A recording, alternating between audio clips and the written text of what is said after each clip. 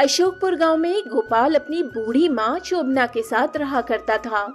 गोपाल अच्छा खासा पढ़ा लिखा था, लेकिन उसे उसके लायक काम नहीं मिल पा रहा था। घर का खर्चा चलाना था और माँ के तानों से गोपाल सुबह घर से निकलता तो शाम में घर लौटा करता।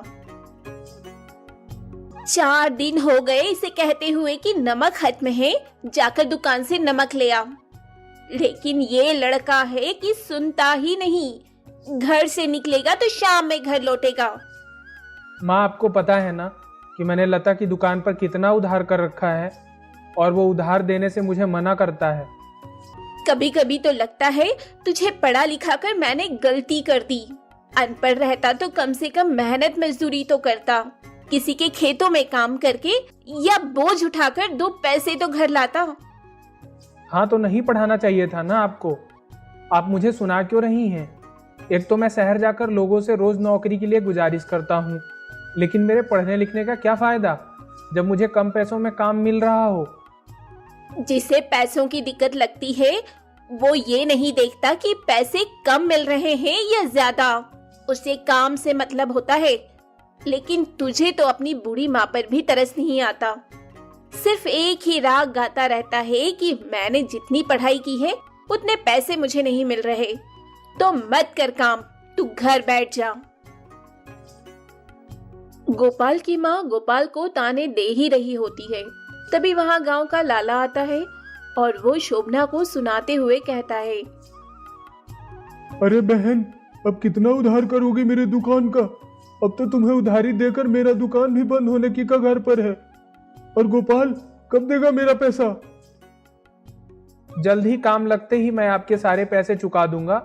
आप मेरी माँ से ऐसे बात मत करो लाला जी।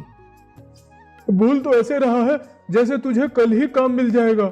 ना जाने कितने महीने से तू काम ढूंढ रहा है, लेकिन तुझे कोई काम पर नहीं रख रहा। न जाने किस बात का घमंड है, हुनर तो है नहीं तेरे अंदर। कह दिया ना जल्दी आपके पैसे दे दूंगा, तो बस दे दूंगा। ये सुनते सुनते तो मेरे सर के बाल तक पक गए। मुझे नहीं लगता कि तू अपनी माँ को संभाल पाएगा, जिस तरह से बेरोजगार घर में बैठा हुआ है।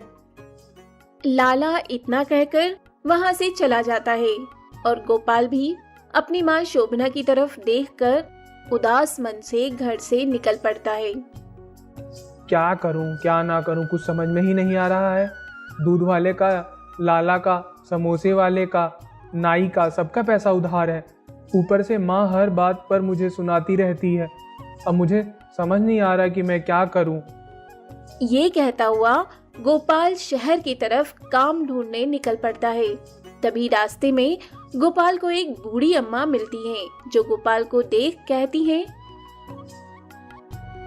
बेटा कुछ खाने को है तो दे दे। 2 दिन से भटक रही हूँ, ना तो खाना खाया है ना कहीं सो पाई हूँ। अरे अम्मा, कहाँ घर है आपका? घर जा रही थी, रास्ता भटक गई हो? बताइए, मैं आपके घर तक पहुँचा देता हूँ। तो मुझे मेरे घर तक पहुँचा देगा, लेकिन कुछ खाने को दे दे। मुझसे अब चला भी नहीं जा रहा। अम्मा, मेरे पास तो बस 1 ही रुपया है और आपकी मदद कैसे करूं? मुझे कुछ समझ नहीं आ रहा। इतना कहने के बाद गोपाल इधर उधर देखता है और उसे एक समोसे की दुकान दिखती है, जहां वो 1 रुपए देकर समोसा लेकर आता है और समोसे वाले से कहता है, 2 समोसे दे दो और यह 1 रुपए ले लो। वहाँ जो अम्मा बैठी है, यह समोसा उनके लिए मैं ले जा रहा हूँ। सदा खुश रह बेटा, बहुत जोरों की भूख लगी थी। कितने लोगों से खाना मांगा, किसी ने खाना नहीं दिया। एक ने तो मुझे धक्का दे दिया। ये देख, मेरे हाथों में चोट लगी है। अच्छा अम्मा, यह खा लो और मुझे बताओ आपका घर कहाँ है। मैं आपको आपके घर तक पहुँचा कर आता हूँ। मेरा कोई घर नहीं है बेटा, मैं वृद्धाश्रम में रहती हूँ। 2 दिन पहले मैं सामान लेने के लिए निकली थी और एक बस में बैठ गई। बस वाले ने भी मुझे बहुत दूर उतार दिया, जहाँ का मुझे अता पता नहीं। अच्छा, उस आश्रम का नाम याद है आपको? बताइए, मैं आपको वहां तक पहुंचा कर आऊंगा। वैसे मैं आश्रम में रहती हूँ तो तीनों वक्त का खाना मुझे समय पे मिल जाता है, किसी चीज की चिंता नहीं। बेटे ने तो बहुत पहले ही घर से निकाल दिया था।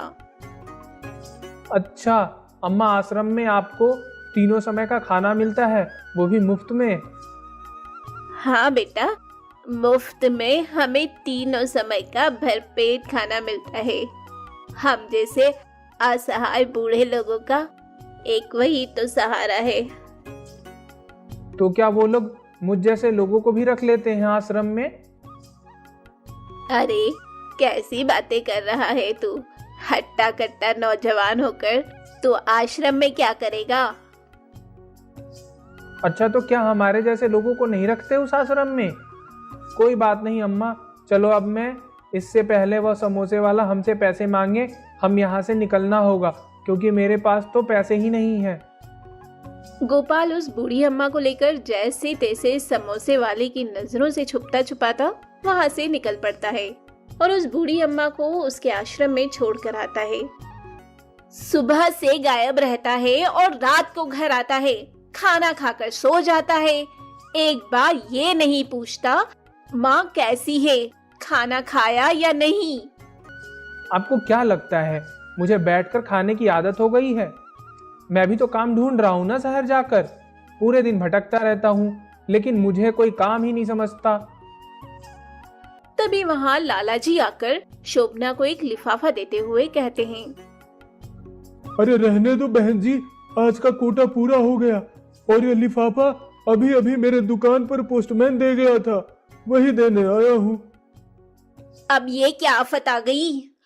खाने को पैसे नहीं और न जाने कौन कौन से लिफाफे घर आते रहते हैं इसके।